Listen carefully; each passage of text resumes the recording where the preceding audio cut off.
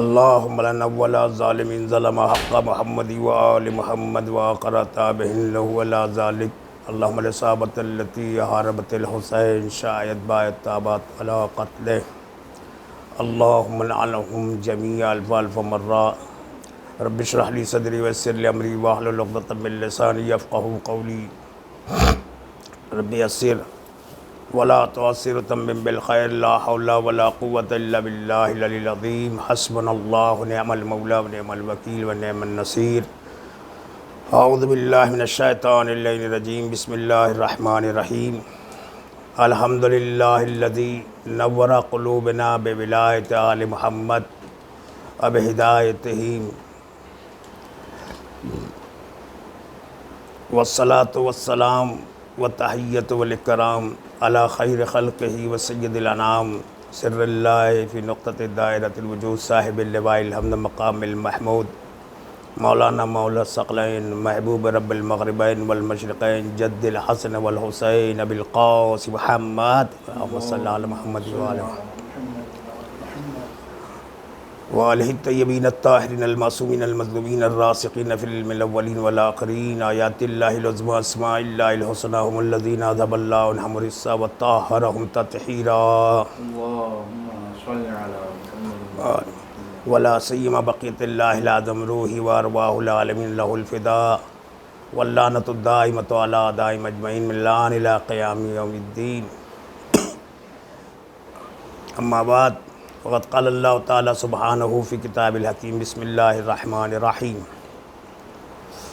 تعاونوا علی البر والتقوی ولا تعاونوا علی الاثم والعدوان صلوات اللہ صلی اللہ علیہ وسلم اللہم صلی علی محمد وآل محمد۔ ناظرین اور حاضرین السلام علیکم۔ اور یہ پروگرام علی ولی اللہ چینل کے ذریعے سے آپ حضرات کی خدمت میں ارسال اور پیش کیا جا رہا ہے۔ آج کی بہترین اور سب سے عظیم تاریخ شہزادی جناب زینب سلام اللہ علیہا اللہم صلی علی محمد وآل محمد۔ آمد کے اوپر یہ پروگرام رکھا گیا ہے اور مجھ جیسے خادم کے لیے یہ موقع یہ وقت فراہم ہوا شہزادی کے توفیل میں کہ میں ان کے کچھ اغراض و مقاصد اپنی حیثیت سے اپنی توانائی سے مومنین مومنات تک اہل ولایت اہل تبرک تک پیش کر سکوں، ورنہ ان کے فضائل ملائکہ ایسا نہیں کر سکتے ہیں، ان کے صفات انبیاء بیان نہیں کر سکتے ہیں ماں سوا آخری نبی کے، تو ہماری کیا طاقت ہے، بزرگ علماء نہیں بیان کر سکتے ہیں۔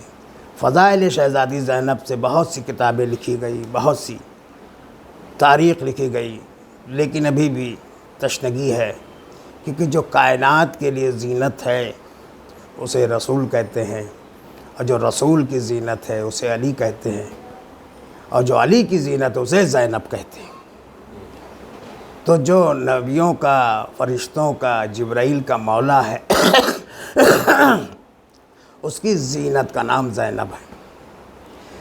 تو آج کی تاریخ زیادہ تر مورخین نے اور علماء نے ہمارے اس پہ اتفاق کیا ہے، اس میں زیادہ پہلی شعبان کو مانتے ہیں کہ آپ کی ولادت ہوئی ہے، اور بر صغیر میں بھی ہند و پاک میں بھی زیادہ تر پہلی شعبان کو ترجیح دی جاتی ہے، اور دوسرے ممالک میں بھی، ایران میں بھی، عراق میں، اور اسے 5 جمادی الاول بھی آپ کی آمد کی تاریخ ہے، ولادت بسعادت نورانی کی تاریخ ہے اور آمد کی، اور پہلی شعبان اور شعبان کی خصوصیت ہے۔ اپنے ناظرین تک میں پیغام دینا چاہتا ہوں کہ ماہ رجب مولا کائنات کا مہینہ، شعبان رسول خدا کا مہینہ، شعبان شعیب کے معنی قلعہ، جیسے ولایت علی کو حدیث قدسی میں قلعہ کا ہے، ولایت علی بن ابی طالب حصنی فمن دخل حصنی امن من عذابی، تو شعیب کے معنی قلعہ، شعب ابو طالب مشہور ہے، ابو طالب کے قلعہ جس میں رسالت کی حفاظت، رسال کے رد کی پرورش، رسالت کے نشر و اشاعت کے بانی ہیں ابو طالب علیہ السلام، جو جناب ابراہیم کے آخری جانشین میں، جن کا نام عمران خدا نے اتنا پسند کیا کہ سورہ آل عمران نازل کر دیا۔ تو اس کے شعبان کے معنی ہے حفاظت والا قلعہ، اور یہ رسول خدا صلی اللہ علیہ وسلم رحمۃ اللہ علیہ کا مہینہ ہے۔ ماہ رمضان اللہ اور مومنین کا مہینہ ہے۔ رمض کے معنی ہے رمضان، یعنی جہاں گناہوں کو جلانا۔ علی الموضوع، شہزادی زینب کی بہت سی خصوصیات ہیں۔ علامہ سید تقی مقدم نے اپنی کتاب میں لکھا، اور اس کا جو ایک شافر شستری کتاب ہے اور ناسخ التواریخ ہے، علی سپر نے بھی لکھا ہے کہ آپ کے تقریباً 62 القاب ہیں، بہت سے اس میں 62۔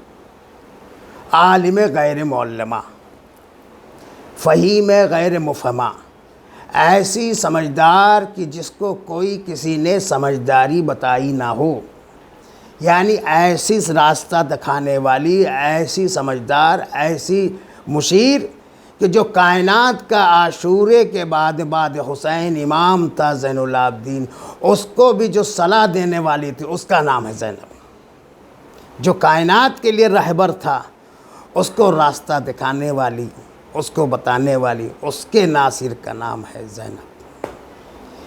دیکھیے، شہزادی فاطمہ زہرا، کیونکہ جب رسول خدا صلی اللہ علیہ وسلم دنیا میں آئے، شریعت کی شکل میں ان تک آئی، تو اب ایک تشنگی تھی کہ عورتوں کا پیغام کیسے پہنچایا جائے۔ بھئی مرد پہنچائے گا، کہہ کے پہنچائے گا، لیکن پریکٹیکل اعتبار سے، عملی اعتبار سے، یعنی تقریراً تو ہو سکتا ہے، لیکن عملی اعتبار سے، یعنی قول فعل عمل، قول معصوم جیسے فعل معصوم، تو فعل کے اعتبار سے، عملی اعتبار سے کیسے پہنچایا جائے، تو ایک تشنگی تھی۔ تو اس کی تشنگی کو دور کرنے کے لیے شہزادی فاطمہ زہرا سلام، لیکن انہوں نے بیٹی کا حق ادا کر دیا کہ بیٹی کو کیسا ہے، پورے پریکٹیکل کر کے زندگی کیسے گزارنا چاہیے، ایک عورت کو کیسے زندگی، وہ بھی بتا دیا انہوں نے، ماں کو کیسے گزارنا چاہیے وہ بتا دیا، دادی کو کیسے گزارنا وہ بھی بتا دیا، بیٹی کو کیسے گزارنا۔ لیکن بہن کی تشنگی موجود تھی، اس کو پورا کرنے کے لیے مشیت نے، رب العزت نے شہزادی زینب کی شکل میں ثانیہ زہرا دیا، کیا بہن کا حق ادا کرنے کے، کیسے بہن کا حق ادا، بہن کو بھائی کا حق ادا کرنا چاہیے، بھائی بہن کے حقوق کو کیسے بہن ادا کرے، کہ وہ جناب زینب نے کر کے بتایا، امام حسین کے زمانے میں بھی، اور اس کے بعد کربلا تک بتایا، کربلا کے بعد وفا کر کے بتایا کہ بھائی بہن کا حق کیسے ادا کرتے۔ تو اس تشنگی کو پورا کرنے کے لیے جناب زینب ثانیہ زہرا ہے۔ جس طرح سے علامہ عبدالعزیز محدث دہلوی نے لکھا ہے کہ رسول خدا کی شہادت ہوئی، اور شہادت ایک بلند مرتبہ ہے، رسول ایک عظیم رسول رحمۃ اللہ سرتاج انبیاء ہے ہمارا آخری رسول، اگر وہ شہادت سے تو ایک منصب سے محروم ہے، تو اب کیسے بتائیں؟ تو انہوں نے کہا سری شہادت، یعنی دو شہادت کا ذکر، شہادتین یعنی دو شہادت کی کتاب ہے علامہ محدث دہلوی کی، کہ سری شہادت، جناب امام حسن کو زہر سے شہید کیا گیا، اور امام حسین کو تلوار سے، جہری یعنی ظاہری شہادت۔ تو دونوں شہادت، کیونکہ الحسن والحسین یہ کون ہے؟ فرزندان رسول کہا گیا، تو اب ان کی جنگ، رسول کی جنگ، ان کی سلو رسول کے، تو اب ان کی شہادت پیش ہو کے رسالت کی جو یہ چیز سی تھی کہ اس تحفے سے، اس منصب سے، کہ اس کے بنا پر ان کو نہیں ملا تھا وہ شہادت کے منصب پہ، تو وہ تشنگی ختم ہو گئی، وہ خانہ پوری ہو گئی، اور امام حسن امام حسین کی شہادت کے ذریعے سے رسول کی شہادت ثابت ہوئی ہے۔ اسی طرح سے جناب زینب کے بھائی کا حق ادا کرنے سے فاطمہ زہرا کا حق ادا، اس تشنگی، اس پہلو کو، اس پیراگراف کو، اس موضوع کو جو خالی تھا اس کو پر کر دیا۔ شہزادی زینب کی عظمت میں کیا کیا بیان کیا جائے کم ہے۔ سب سے بڑی بات یہ ہے کہ پوری کائنات اور پورے شریعت کی آبرو جو 61 ہجری میں کربلا کی زمین پہ تھی، جس کے ہاتھ میں وہ حسین منصب تھے، لیکن عصر عاشور کے بعد میں امام حسین کا مقصد، مشن کامیاب نہ ہوتا اگر زینب نہ ہو۔ عالم ارواح میں جب سوال کیا تو جناب زینب نے بھی لبیک کہا تھا کہ بھیا حسین گھبرانا نہیں، میں ساتھ دوں۔ جناب زینب وہ دیکھیں سب سے بڑی بات یہ ہے کہ اگر کہیں کسی کا حادثہ ہو جائے، کوئی ٹینشن ہو جائے، یہ فطری تقاضا ہے.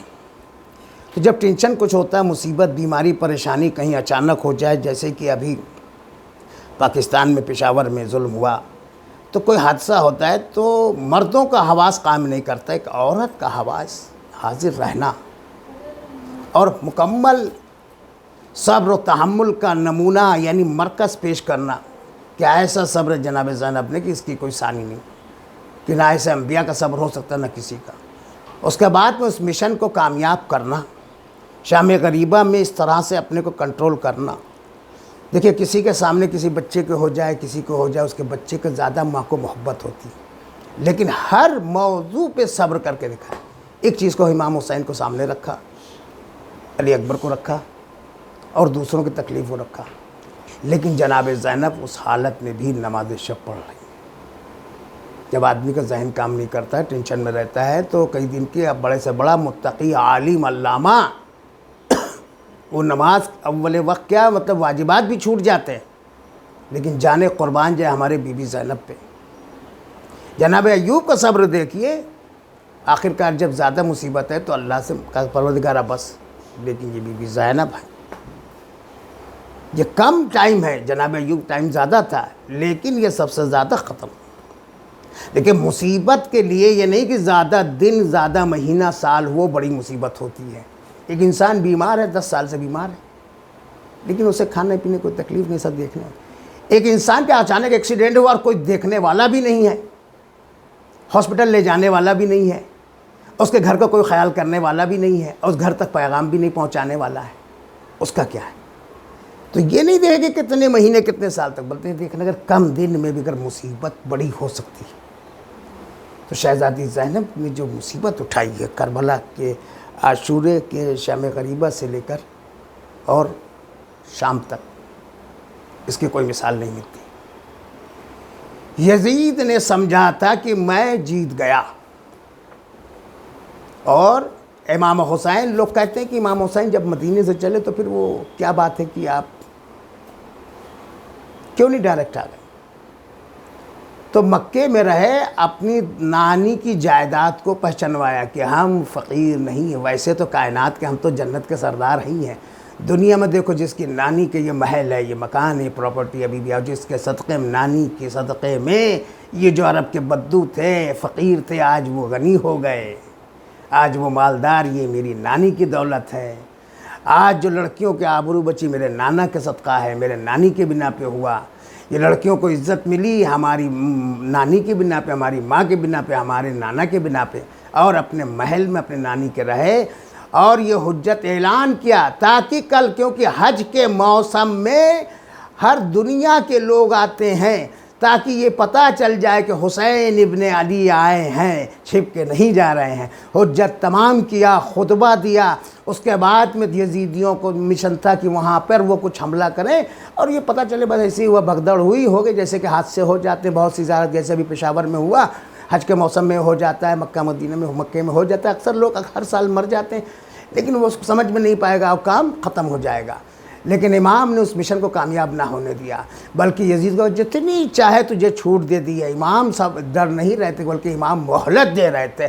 جیسے اللہ نے موسیٰ کو توبہ کر کر کے بتا رہا تھا مکاری والا، لیکن موسیٰ کو اللہ نے، فرعون کو اللہ نے مہلت دیا تھا موسیٰ کے سامنے. فرعون توبہ کر رہا تھا بار بار، اور اس کے بعد میں یہ بتانا چاہتا تھا کہ میں اللہ بھی ہوں، اور اس کے بعد توبہ بھی کر لیتا کنارے، پھر بعد میں وہی کرتا تھا، پھر وہی کرتا. اللہ عذاب دے دے کے اس کو سمجھا، لیکن نہیں سمجھا. تو اللہ مہلت دے رہا کہ نہ کہ اللہ فرعون کی خدائی سے راضی تھا. تو اسی طرح سے حسین نے بتایا کہ میں مظہر الہی ہوں. جیسے اللہ اس کو خدا نہیں بنانا چاہ رہا تھا، ایسے میں اس کو جو ہو جھوٹا خلیفہ بننے نہیں دوں گا. اور یہ یزید کون تھا؟ شہزادی زینب نے بے نقاب کیا ہے. ایک فرعون نہیں تھا، بلکہ 5 فرعونوں کو بے نقاب کیا ہے. آپ زیارت عاشورہ پڑھیے، اس میں کیا ہے؟ اللہم اولا اللہم اولا و ثانیا و ثالثا و رابعا و یزید ابن معاویہ خامس. 5 ہیں، ایک فرعون نہیں تھا. یزید خود نہیں ہے، یزید کے پیچھے بڑی طاقتیں تھیں. کربلا کی بنیاد ثقیفہ سے رکھی گئی ہے. نہ ثقیفہ ہوتی، نہ شہزادی کا دروازہ جلایا جاتا، نہ کربلا کی ابتدا ہوتی. مشن وہاں سے ہوا ہے. اب سوچئے فرعون کی مثال کیوں تھی جناب زینب نے؟ اس لیے تھی کہ وہاں پہ بھی سامنے آنے والا کون تھا؟ اس کے بعد وہاں بھی ایک سامری تھا، ایک بچڑا لانے والا تھا، جس نے وہ مٹی جو تھی اس کے مٹی جبرائیل کی اس کو لے کر، اس کے بعد میں وہ مٹی جس میں حرکت آ گئے تھے وہ بچڑے میں ڈال کر مٹی کا بنا کر، اور اس میں وہ جانور کی پرستی لوگوں کو شروع کر دیا، گمراہ کرنا. وہ سامری تھا، جادوگر. تو آپ سوچئے اس کسی قرآن کی طرف اشارہ جناب زینب نے کیوں کیا؟ 5 فرعون سامری کی طرف، یعنی ایک سامری تھا. اب دیکھیے سامری کون تھا؟ یعنی اب جو بھی علی کے مقابل میں سامری کون تھا؟ دیکھیے ثقیفہ میں کون سامری تھا؟ شورا کہاں تھی؟ اور کہاں پہ یہ منصب خلافت بنی؟ اب آپ سمجھ کے اشارے میں، تو اشارہ ادھر بھی تھا جناب زینب کا. تو جناب زینب نے 5 فرعون کو بے نقاب کیا ہے. اور جو لوگ بھاگ گئے تھے، جو لوگ ہٹ گئے تھے، جو پہنچے تھے وہاں پہ، کیونکہ یزید کے دربار میں دیکھیے مقصد تھا یزید کا کہ حسین میری بیعت کر لیں. تو حسین نہیں بیعت کر رہے تھے، بلکہ حسین کے ہاتھ پہ تمام نبیوں کا ہاتھ تھا. قرآن حسین کے ہاتھ پہ تھا، شرافت حسین کے ہاتھ پہ، مشیت حسین کے ہاتھ پہ تھی. یعنی پوری کی پوری کائنات، پورے کے پورے انبیاء، اولیاء، پورے قرآن، یعنی قرآن راضی ہے. استغفر اللہ. تو حسین نے یہ بتایا کہ بیعت یہ مقصد ہے کہ تو بیعت کر لے. اور نہیں کر پاتا، جب آدمی کسی سے اپنا مقصد نہیں منوا پاتا ہے تو آخر میں کیا کرتا ہے؟ وہ اس کے اوپر اٹیک کراتا ہے، اس کو مارنا چاہتا ہے. اچھا، مارنے کے بعد میں یہ ہوتا ہے کہ مقصد میٹر کلوز ختم ہو گیا. لیکن امام حسین کو جس طرح سے اس نے ایک پروپیگنڈا کیا تھا، افریقہ تک اس کی حکومت تھی کہ ایک باقی استغفر اللہ قرآن کے خلاف، شریعت کے خلاف اس نے آواز اٹھائی ہے.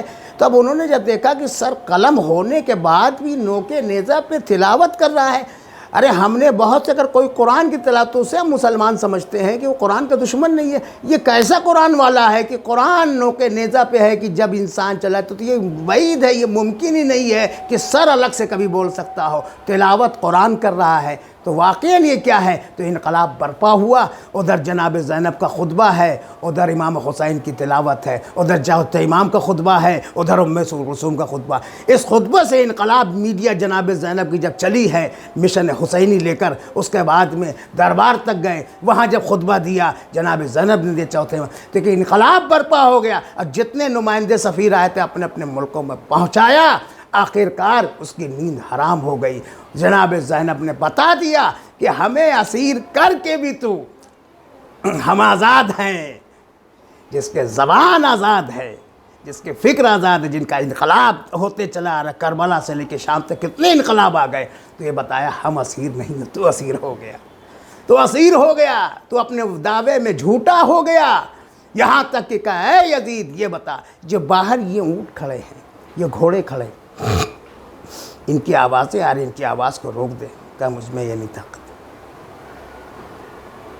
کہا ایسا کر، اچھا کر، ان کو بیٹھنے کہہ دے. کہا یہ نہیں ہو سکتا. جب تو کچھ کر ہی نہیں سکتا. کہا میں اشارہ کر رہی ہوں. جناب زینب نے اشارہ کیا، اونٹ کی آوازیں بند ہو گئی، جانور بیٹھ گئے. کہا اختیار ہم ہیں، ہم آزاد ہیں. چوتھے امام نے دیکھا جب اشہدو ان محمد، بتا کس کا نام آیا، جیتا کون ہارا کون، تو اسے ختم کرنا ہے. تو کہہ رہا تھا یزید کہ یہ نہ قرآن آیا، نہ وحی آئی، نہ فرشتے بنی ہاشم نے کھیل کھیلا. استغفر اللہ. اور قرآن خود کہ ان اللہ لا یہدی ظالمین، اللہ ظالم قوم کی ہدایت، اللہ لعنت اللہ قوم الظالم. اب ظالم کوئی جس پہ اللہ لعنت کرے وہ رضی اللہ کیسے ہو سکتا ہے؟ جس نے اتنا بڑا ظلم کیا ہو. لوگ کہتے ہیں صحابہ پہ ظلم، کے نہیں، صحابہ نہیں، علی جس کے جو صحابہ اسے کہتے ہیں جو اہل بیت کا صدقہ کا ہے، اور جس پہ صدقہ حرام ہوتا ہے وہ اہل بیت ہوتے ہیں. جو غلامی کی سند لے وہ صحابہ ہوتا ہے، جو غلامی کی سند دے دے وہ اہل بیت ہوتے ہیں۔ تو یہ اہل بیت ہیں بی بی زینب، یہ صدقہ دینے والے ہیں، یہ غلامی کی سند دینے والے ہیں، اور ان کے اوپر درود پڑھنا واجب ہے، چاہے صحابہ ہو چاہے کوئی ہو۔ تو یہ اہل بیت کی منزلت ہے۔ تو یہ بتا دیا جناب زینب نے۔ آج جناب زینب ہی ہیں کہ جو بانی حق ہیں، بانی عزاداری ہیں، اور یزیدیت کی مشن کو قلع قمع کر دیا۔ لیکن ابھی بھی یزید چلے گئے، یزیدیت کی نسلیں باقی ہیں۔ کبھی وہ سپاہ صحابہ کی شکل میں آتے ہیں، کبھی طالبان کی شکل میں آتے ہیں، کبھی جو لشکر طیبہ کی شکل میں آتے ہیں، کبھی جیش محمد نام لیتے ہیں، ادھر مجبور کوئی نام تو ہے نہیں، اس کے باوجود کام ان کا آتنک کا ہوتا ہے۔ یہ بتانا چاہتے ہیں کہ پہلے بھی آتنک تھے۔ آتنک وادی کے خلاف سب سے پہلے جس نے سب سے بڑا آتنک وادی یزید تھا، جس نے آرڈر کیا تھا، اور اس سے بڑا آتنک وادی وہ تھا کہ جس نے دروازہ شہزادی فاطمہ پہ دروازہ جلایا، آگ لکڑیاں اکٹھا کی، مولا علی گلے میں رسی ڈالی اور فاطمہ زہرا کے فدق کو غصب کیا۔ سب سے پہلا وہ ہے، اللہم اول خود زارت عاشورہ، اور سب سے پہلا وہ ہے، آتنک وادی تھا۔ اس کے بعد میں یزید آتنک وادی ہے۔ ہمیشہ 14 سال سے ہم حسینی، ہم شہزادی زینب کے کنیز اور غلام، یہ احتجاج کر کے اسی میڈیا کو آگے بڑھا رہے ہیں جو جناب زینب نے مشن میڈیا جلوس لے کے آگے بڑھی، اسی کو ہر سال ہم ہر تاریخوں میں اعلان کرتے ہیں، کبھی محفل کے شکل میں، کبھی مجلس کے شکل میں، کبھی جلوس کے شکل میں، کبھی غدیر کے جلوس کے شکل میں، کبھی 13 رجب کے جلوس کے شکل میں، کبھی 28 صفر کے جلوس کے شکل میں، کبھی اور جلوس کے شکل میں، کبھی چہلم کی شکل میں، کبھی عاشور کے۔ بتانا چاہتے ہیں کہ ہم ہی ہیں زینب والے، اور زینب وہ ہے جو محافظ حسین ہے، مقصد حسینی ہے، یعنی محافظ حسینی ہے، اور حسین وہ ہے جو محافظ شریعت تھا، آبرو شریعت دین و قرآن تھا، اس کے حفاظت کرنے کا نام زینب ہے۔ اور زینب کو ماننے والے آتنکوادی نہیں ہو سکتے ہیں۔ تو جس کو آتنکوادی سے بچنا ہے وہ حسینی بن جائے۔ ابھی کسی ایک مولانا نے کہا کہ دیکھیے بھائی آپ یہ نہ کہیے، اس میں واٹس ایپ کے اوپر آیا، ہم نے دیکھا سنا، شاید وہ حیدرآباد کے مولانا ہیں، کہ دیکھیے یہ چنگارے نہ ڈالیے، سنی شیعہ نہیں کریے۔ نہیں، بالکل سنی شیعہ کوئی بات ہی نہیں ہے۔ جو حلالی ہوگا، جو صحیح ہوگا، صحیح نسل ہوگا، وہی تو حسینی ہوگا، چاہے وہ ہندو مسلمان بھی نہ ہو، وہی آتنکوادی نہیں ہوگا۔ اور جو حسینی ہوگا، جو حلالی ہوگا، جو وفادار ہوگا اللہ اہل بیت کا، امام حسین کا، مولا علی کا، وہ چاہے غیر مسلم بھی، وہ ہمارا بھائی ہے۔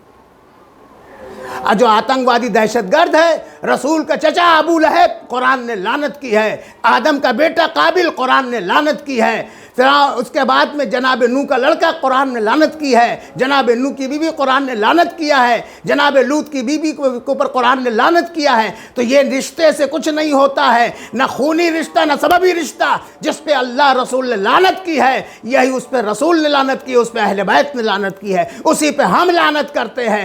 اب جو بھی اس سے راضی ہو، جو اس لشکر میں شامل ہو، جیسے زارت عاشورہ کا فکرہ، ومن رضیت بے، اور جو جس مسئلے پر امام حسین کے اوپر جو ظلم ہوا اس کے اوپر راضی رہا کہ ظلم صحیح تھا، ظالم کے خلاف نہ بولے، وہ بھی یزیدی ہے۔ اس پہ بھی جب رسول نے لعنت کی، اللہ نے لعنت کیا، امام حسین نے لعنت کیا، اہل بیت نے لعنت کی ہے، تو ہم بھی اس پہ لعنت کرتے ہیں۔ اور کہیے لعنت نہیں کرنا چاہیے، اللہ جانے فیصلہ کرے تو ٹھیک ہے، شیطان پہ بھی لعنت مت کرو، اللہ ہی فیصلہ کرے گا۔ شیطان پہ اعوذ باللہ پہلے سنت حدیث موجود، اعوذ باللہ من الشیطان الرجیم، لعنت کرنے تو قرآن کی آیت کا، یعنی جو لعنت کے لیے منع کر رہا ہے وہ قرآن کا منکر ہے اور وہ کافر ہو جائے گا، کیونکہ قرآن خود لعنت کر رہا ہے۔ الا لعنت اللہ قوم الظالمین، الا لعنت اللہ قوم الظالمین، لعنت اللہ القائنین، قائنین پہ لعنت کی ہے، لعنت اللہ الکاذبین، جھوٹوں پہ لعنت کیا۔ تو جو بھی جھوٹا ہو کہ سچے مباہلے والے اہل بیت ہیں، اور اہل بیت اور جناب جو پنجتن ہیں، اس کے بعد بھی ان کی آل سچا، کونوا مع صادقین، جیسے قرآن کی آیت ہے، علماء سنی شیعہ سب نے کیا۔ ہاں وہ اہل سنت، اور وہی اہل سنت سچا ہے جو محمد والے محمد کا وفادار ہے، اور جو ان کے دشمن سے بیزاری برات نفرت کرتا ہے۔ اور تبرع و برات کے معنی یہ نہیں کہ برائی سے دور، اس کے لیے نہیں المنکر کہا جاتا ہے جملہ۔ یہ کچھ لوگ ہوتے ہیں ہمارے یہاں کے علماء کہ جو پہلو نرم رکھنا چاہتے ہیں، دشمن نہیں رکھ رہے، لیکن یہ رکھ کے بتانا چاہتے ہیں اور مس گائیڈ کرتے ہیں ہمارے مومن مومنات کو اور معنی غلط بتاتے ہیں، بلکہ برات و تبرہ کے معنی نفرت کرنے کے ہے، لعنت کرنے کے ہے ان سے جس سے اللہ رسول نے اللہم وعلی من آدم ناداہم، یہ مطلب ہے، نہ کہ برات کے معنی تبرہ کے معنی برائی سے دور ہونا۔ ارے برائی کی مرکز ہے وہ، جب اس سے نفرت کرو گے تو ہر برائی سے دور ہو جاؤ گے۔ اسی لیے معصوم فرماتے ہیں، آپ کہتے ہیں حبنا البر، ہماری محبت تو نیکی ہے، وبغضنا الشر، ہماری دشمنی ہی جو برائی ہے، شر ہے، سو ہے۔ تو مقصد کہنے کا ہے کہ ہم برات کے معنی نفرت کرنے کے ہے، دوری اختیار کرنے کے، لعنت کرنے کے ہے، جیسا کہ معصومین نے فرمایا، اپنے طرف سے اس کو نہ پیش کریے۔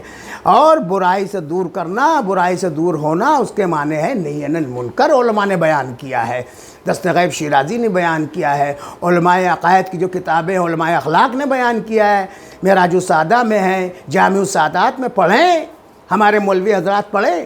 اور اسی کے ساتھ ساتھ ہم مذمت کرتے ہیں ظالم کے اوپر، جو پشاور پاکستان میں ظلم ہوا، ہم ملک کے اعتبار سے نہیں، ہم اس مظلوم کی ہم دفاع کر رہے ہیں، جو حسینی ہے، شہزادی زینب کے غلام تھے، اور اس مسجد میں امام باڑا امام حسین سے منسوب ہے، مولا علی سے منسوب ہے۔ تو اگر کوئی بھی یہاں تک کہ لاکھوں سلام اس سرزمین ہندوستان پر کہ ہر مذہب دھرم والے کو شاسن پرشاسن پرمیشن دیتے ہیں اور ان کی حفاظت کرتے ہیں، ان کا ہیلپ کرتے ہیں، ان کو کوآپریٹ کرتے ہیں، چاہے وہ پولیس والے ہوں، وبھاگ سے تعلق رکھتے ہوں، چاہے وہ راجنیتی والے ہوں، کسی دھرم سے تعلق رکھتے ہیں، ہمارے کوآپریٹ کرتے ہیں۔ لاکھوں اس سرزمین سلام اسی کو امام حسین نے اس لیے یاد کی۔ اس وقت بات ہے کہ اس وقت پاکستان، بنگلہ دیش سب ہندوستان میں تھا، اس کا مطلب وہ الگ نہیں۔ تو مقصد کہنے کا یہ ہے کہ ان لوگوں سے ہم لوگ کروڑوں گنا ہندوستان میں ابھی جو اس وقت ہندوستان ہے اس میں بہتر ہیں، کہ یہاں پہ یہ نہیں ہو رہا ہے، وہاں پہ ظلم ہو رہا ہے، ہر مہینے مارے جا رہے ہیں شیعہ، امام باڑے پہ حملہ ہو رہا ہے، مسجد پہ حملہ ہو رہا ہے۔ تو وہ کون ہے؟ میں نہیں کہتا ہوں، جنہوں نے کہا ہے حیدرآباد کوئی مولانا ہے، میں شاید پہچانتا، وہی نام نہیں لینا چاہتا۔ تو میرا مقصد کہنے کا ٹھیک ہے، اتحاد دو طرف سے ہوتی ہے، ایک اتحاد فکری ہوتی ہے، ایک اتحاد مطلب وجودی ہوتی ہے کہ ہم ایک دوسرے کے بھائی سے، ہندو مسلم سکھ عیسائی، اس کے مطلب نہیں کہ ہندو کہہ رہا ہم مسلمان ہندو ہو جاؤ اور ہندو سے ہم کہیں مسلمان ہو جائے، نہیں، اس کا اپنا اپنا دھرم سب اپنا رکھیں جو رائٹ ہے، لیکن سب ایک ہو کے ہندوستانی بن کے رہے، بھائی چارگی، یہ مقصد ہے۔ یہ قرآن نے کہا، یہ اہل بیت نے کہا، یہ مراجع بھی کہتے ہیں۔ تو اس کا مطلب یہ نہیں ہے کہ ہم ان کی ہر چیز کو مان لیں، یہ نہیں ہے۔ اور ہم ظالم و مظلوم، کوئی ظالم کو مانتا ہے، ہم ظالم کی مذمت کرتے ہیں تو اس کا مطلب چھوڑ دیں اس کو بھی ہم مظلوم سمجھے، نہیں ہے، اس کو مطلب یہ نہیں ہے۔ اور واقعاً سچا اہل سنت وہی ہے جو محمد والے محمد سے محبت کرے، جیسے کہ امام شافعی نے خود کہا، اور ان کے دشمنوں سے نفرت کرے، لعنت کرے، وہی سچا ہے۔ جیسا کہ خانقانوں میں اور بہت سے جتنے درگاہیں ہیں، گجرات کی ہے، اجمیر شریف ہے، اس کے علاوہ کیا نام ہے، وہاں پر نظام الدین دلی میں ہے، اور پاکستان میں بہت سی درگاہیں، یہاں کی درگاہوں میں باقاعدہ، اور کچوچا میں ہے، اس کے علاوہ وارسی حضرات ہیں، یہ سب کھل کے آل محمد کے دشمن پہ تبرہ کر رہے ہیں اور اہل بیت سے محبت کا اظہار اور دلیل قرآن حدیث سے دے رہے ہیں، دفاع کر رہے ہیں۔ یہ سچے اہل سنت ہیں، ایسے اہل سنت جو واقعاً قرآن و اہل بیت کے ساتھ ہیں، آل محمد سے محبت کرتے ہیں، ان کے دشمنوں سے نفرت کرتے ہیں، لعنت کرتے ہیں، برات کرتے ہیں، وہ ہمارے جگری بھائی، ہمارے خون ہیں، ایسے کو مراجوں نے بھی کہا ہے۔ اور مراجع جب اتحاد کہا ہے تو اسی کے ساتھ ایک پیغام میں اور دینا چاہتا ہوں کہ ہمارے لیے ضروری ہے، جو ہمارے یہاں اہل بیت کے چاہنے والی شیعہ اثنا عشری ہیں، تو آپس میں اختلاف جب مراجوں نے، ہر ایران عراق میں ہر قوم کے لوگ جاتے ہیں، وہ سنی جاتے ہیں، بریلوی جاتے ہیں، فلاں جاتے ہیں، اس کے علاوہ بوری جاتے ہیں، تمام جاتے ہیں، یہاں تک کہ غیر مسلم بھی جاتے ہیں، مراجع ان کا بھی احترام کرتے ہیں، حکومت ایران عراق ان کو بھی رسپیکٹ کرتی ہے، احترام کرتی ہے، ویلکم کرتی ہے۔ اور جو واقعاً ایک بات آواز اٹھائی جاتی ہے، واقعاً جو ملنگی نصیری وہ بھی جاتے ہیں، ان کو پر پابندی ایران عراق میں نہ مراجع لگا نہ حکومت لگا رہی۔ ہمارے یہاں علماء ایک فساد فتنہ ایک پہلو کھڑا کر دیا۔ پہلے یہ تو بتائیں، ملنگی ہو کوئی بھی ہے، کسے کہتے ہیں؟ ملنگی مانے فقیری، گدائی، تو گدائی ہونا تو اچھی بات ہے، اگر کوئی غلط کام کر رہا ہے تو اس کی مذمت ہے۔ اسی طرح سے یہ نہیں ہے کہ کوئی کڑا پہن لیا، کوئی پیر میں بیڑی ڈال لی تو وہ ملنگی ہو گیا، کوئی علی علی کر رہا، بہت زیادہ علی علی کو یاد کر رہا تو وہ نصیری ہو گیا۔ کوئی علی ولی اللہ کہہ رہا ہے تو وہ جو ہے اخباری ہو گیا، کوئی قمع زنجیر کر رہا ہے وہ اخباری ہو گیا۔ اس کا مطلب یہ نہیں ہے، اس کو مسئلہ کلیئر کریں، قوم میں فساد فتنہ گمراہ نہ کریں، اختلاف پیدا نہ کریں۔ جب اتحاد مسلمین اگر مراجعوں کو ہم مانتے ہیں، ہم یہاں کے علماء جو اسے بیان کر رہے ہیں، یعنی علماء کی بھی مراجعوں کی بھی ایران عراق کی توہین کر رہے ہیں، ان سے آگے بڑھ رہے ہیں۔ آپ دیکھیے وی چینل زینبیہ چینل پہ مسئلہ بیان کرتے، کبھی نہیں پوچھتے نیچے والوں سے کس کی تقلید کر رہے ہیں آپ، کس مرجع کا مسئلہ سمجھنا، بس بتا دیتے ہیں، حوالہ بھی نہیں دیتے ہیں، کوئی حوالہ نہیں، نہ کتاب کا حوالہ، کچھ بھی مسئلہ، کوئی بھی حدیث، کچھ بھی نہیں، جبکہ انٹرنیشنل چاہے وین و زینب میں نے اکثر دیکھا، لیکن کوئی حوالہ نہیں۔ تو میں یہ کہوں گا حیدرآباد کے مولانا سے کہ جب یہ ہے کہ واقع ہے، اور جو سچے اہل سنت ہیں تولائی تبرائی وہ ہمارے بھائی ہیں، جو اہل بیت کو مانتے ہیں وہی تو اہل سنت ہے، لیکن اس کے ساتھ ساتھ جو مومن اہل بیت اثنا عشری ہیں ان میں بھی تو اتحاد پیدا کرو، کسی مرجع کو برا مت کرو، کسی اور کو مت کرو۔ بھائی ہم پتی کے شوربہ کسی مرجع فقیہ کو کیسے برا کہہ سکتے ہیں؟ جیسے آغا خامنہئی کو نہیں کہنا چاہیے، اسی طرح آغا صادق شیرازی کو بھی نہیں کہنا ہے، آغا وحید خراسانی کو بھی نہیں کہنا چاہیے۔ ہم کیا طے کریں گے؟ مراجعوں سے پوچھو، وہ طے کریں ایک دوسرے کے بارے میں کیا صلاحیت، کیا علمی ہے۔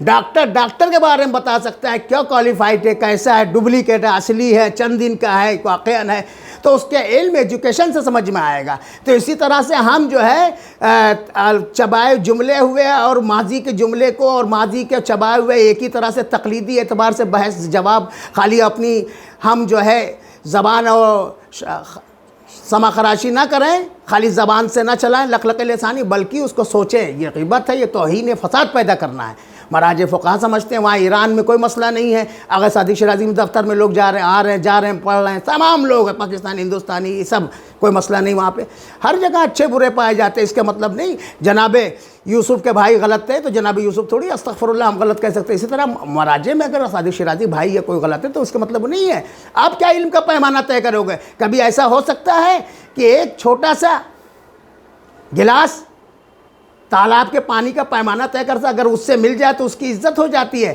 ارے جو مل جائے گا ان سے جا کے تو وہ عالم کا اگر وہ سند دے دے تو ہاں اختلافی ہے۔ آغا گلپایگانی، آغا خمینی میں بھی نظریاتی اختلاف تھا، اور بھی مراجع آغا مرشی میں تھا، آغا شریعت مداد میں اختلاف تھا، بہت سے علماء ہیں ایران کے بھی، عراق کے بھی ہیں۔ آغا بشیر نجفی سے جب کوئی کہتا ہے کہ قمع زنجیر ولایت فقیہ نے منع کیا ہے، ولایت فقیہ جملہ ہندوستان میں استعمال، یہ حماقت کر رہے ہیں علماء، بلکہ یہ حکومت فقیہ کی ہے، کیونکہ ایران میں آغا خامنہئی حکومت فقیہ کر رہے ہیں، آپ یہ کہیے۔ اور میری نظریہ، میری فکر وہی ہے جو میں آغا وحید خراسانی کا مقلد ہوں، اور میرے وہ استاد بھی ہیں، اور میں وہی نظریہ جو آغا وحید خراسانی کا نظریہ ہے، عقائد میں، اعمال میں، علماء کے لیے سب میں وہی نظریہ رکھتا ہوں۔ بس للہ، اللہ کے واسطے اختلاف قوم میں نہ پیدا کریں علماء، ایسی باتیں مت کریں، فتنہ کو ہوا مت دیں۔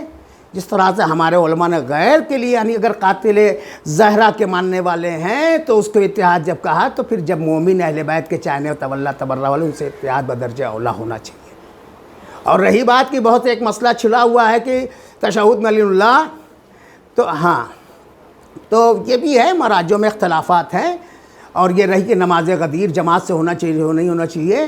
میرے پاس خود پروف موجود ہے، گوگل میں ہے، سائٹ میں ہے، کہ آغا صافی، آغا سیستانی بھی قائل ہیں کہ غدیر کی نماز جماعت، اصولی قائل ہے، اخباری یعنی محدثین وہ قائل نہیں ہیں۔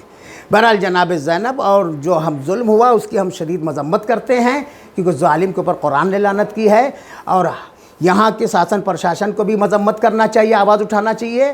سینٹر گورنمنٹ سے بھی میں اپیل کر رہا ہوں، اسٹیٹ گورنمنٹ سے، مہاراشٹر سے بھی، اور ہر اسٹیٹ سے میں اپیل کر رہا ہوں، اور ہر انسانیت اور حسینیت مزاج رکھنے والے انسان کو جو زندہ ہیں ان سے میں کہہ رہا ہوں، جو مردہ ان سے نہیں کہہ رہا ہوں، چاہے عوام میں ہو، چاہے علماء میں ہو، چاہے سیاستداں ہوں، کہ اس کے خلاف جو پشاور میں ظلم ہے اس کے خلاف آواز اٹھانا چاہیے۔ اور رہی بات ہمارے جو ہندوستان بھائی ہیں، چاہے وہ ہمارے لیے وہ بھارتی ہندوستانی ہے، چاہے وہ ہندو یا مسلم ہو، سکھ عیسائی ہو، جو چھاترا ہے، جو اسٹوڈنٹ وہاں پہ یوکرین جو روس کا ایک حصہ تھا الگ ہو گیا، تو اس پہ جو پھنسے ہوئے ہیں، اس کے لیے یہ جو سینٹر گورنمنٹ، اسٹیٹ گورنمنٹ، ہر اسٹیٹ گورنمنٹ اس کے اوپر ایکشن لے، اور جلد جلد ان بچوں کو، ان اسٹوڈنٹ کے لیے راحت کو ہموار کرے، اور ان کو بلوائے، اور ان کے واسطے جو تکلیفیں دور کی جائے، اور اس کے باقاعدہ ایک بیچ بھیجے جائے، باقاعدہ ان کی ہیلپ بھیجی جائے، ان کی مدد کی جائے۔ اور یہ نہیں کہ جو حکومت ہے، بلکہ وہ جو نیتا جو ابھی کیا نا سطح میں نہیں، حکومت میں نہیں ہے، ان کا بھی ایک فریضہ ہے ہندوستانی کے اعتبار سے کہ اپنے پاور و طاقت سے شاسن پرشاسن اور جتنے ادارے ہیں جتنی سنستھائیں ہیں سب کا آپریٹ کریں، اور سینٹر اسٹیٹ گورنمنٹ کے اوپر باقاعدہ سختی سے آپ اپیل کریے کہ وہ اس کا کام کریں۔ فارن منسٹر اس کے اوپر زیادہ زیادہ لوگوں کے واسطے راستہ فراہم کریں، ان بچوں کو یہاں تک لائے، اور یہ ہم بھارتی ہونے کا، تاکہ سچا یہی ہمارا حق ہے، اور بھارتی ہونے کے، ہندوستانی ہونے کے یہی سچائی ہے جس کو ہم کو ہمارے رسول نے بتایا، ہمارے امام نے بتایا، اور حب الوطن من الوطن کی محبت ایمان کا جز ہے، تو ہمارے لیے سب بھائی ہے، ہندو مسلم سکھ عیسائی۔ تو جو بچے وہاں پر ہیں، اسٹوڈنٹ ہیں یا کاروبار سے جو بھی ہیں، ان کو جلد سے جلد ہم گورنمنٹ سے اپیل کرتے ہیں، مودی جی سے، جو بی جے پی حکومت ہے اسٹیٹ سے اور سینٹر سے، اور اسٹیٹ سے اپنی مہاراشٹر حکومت سے شیو سینا، اور اس کے راشٹروادی جو ان کے ساتھ میں ہیں ان سے بھی کہہ رہے ہیں، اور اس کے ساتھ جو اور بھی اسٹیٹ اور گورنمنٹ جہاں جہاں پر ہے ان سب سے کہ جلد سے جلد آپ لوگ سب مل کر سینٹر پہ دباؤ ڈالیں، اور تمام چیزیں اس کے ذریعے جتنی سنستھائیں سب مل کر، اور جو حکومت نہیں ہے، حکومت میں نہیں ہے نیتا یا پارٹیاں، وہ بھی سپورٹ کریں، کیونکہ یہ مسئلہ ہندوستان کا ہے، راجنیتی کا مسئلہ نہیں ہے۔ بس میں سبھی کو سلام اور آداب اپنے ہندوستان بھائیوں کرتا ہوں، آخر دعوانا الحمدللہ رب صلی اللہ علیہ محمد۔